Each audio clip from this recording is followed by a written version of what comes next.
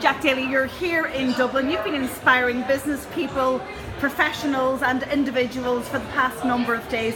First of all at the 2-day Pendulum Summit, and now here at Momentum, organised by Jerry Duffy, Pat Davley and George Anderson. Now originally you were Irish because your grandparents come from Ireland. What is that spark that makes you such a successful business person but also now a successful business coach? Is there one thing that gives you that spark that we all can learn from? Absolutely. And so passion is the key. It unlocks all the doors to success. What I say is, if you're not passionate about what you do, quit and pursue your passion. So many people are in jobs that they don't like, and they feel obligated because they have to pay the rent, or they have to pay for their car, or they have to pay for groceries. But I will tell you that if you pursue your passion, the money will track you down. I was running an organization with 2,600 salespeople, and then I realized that I had lost my passion, and I just left the organization, sold the company, and started anew 22 years ago as a speaker, and I became the starving speaker. No one knew me, I didn't know what I was doing, and I had to learn something from the ground up. And today, I'm quite different from the standpoint of measurements of success, but the reason is I was passionate about it. And I can go back and tell you about being passionate about selling newspapers, and then finding a way to get the kids to deliver them for me so that I could sell some more newspapers.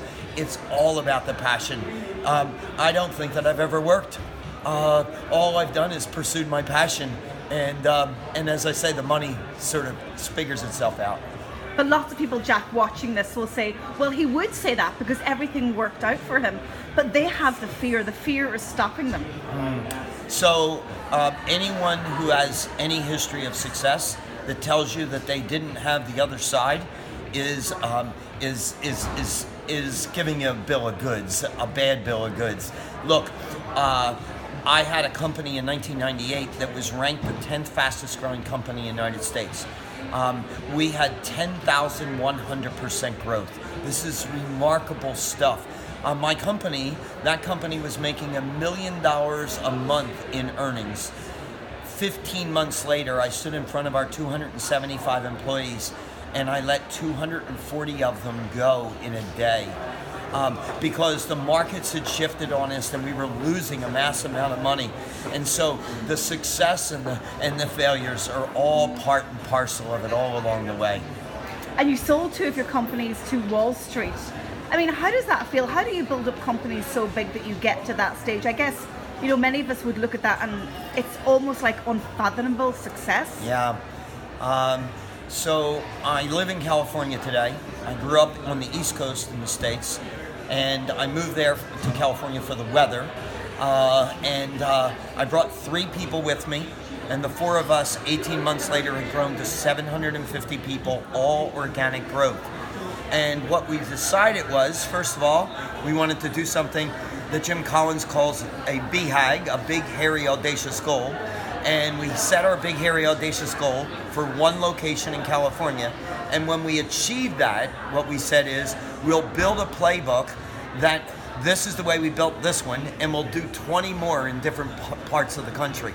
And so we built that, we achieved that in 15 months, and then over the next 3 years, that company scaled to 750 people and $42 million in earnings.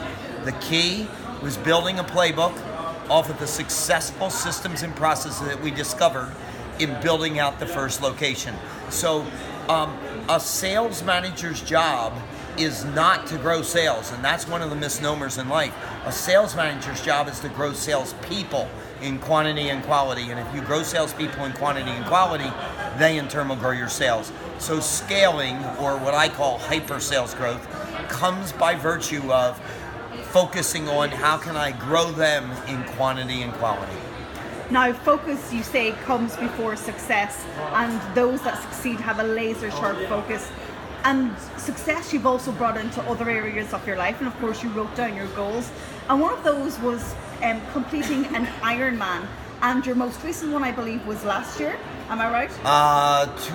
2 years ago, yeah. 2 years ago, and you told a wonderful story at Pendulum where you said everybody had to write their age on their leg, and you saw all these numbers. So at the time, am I correct, you were in your mid to late 60s? Yes, that's right. Yeah, and you saw all these younger numbers running past you, and it was turning like something that could have mentally affected you into something positive. So when you said, when I was coming last, nobody could pass me out.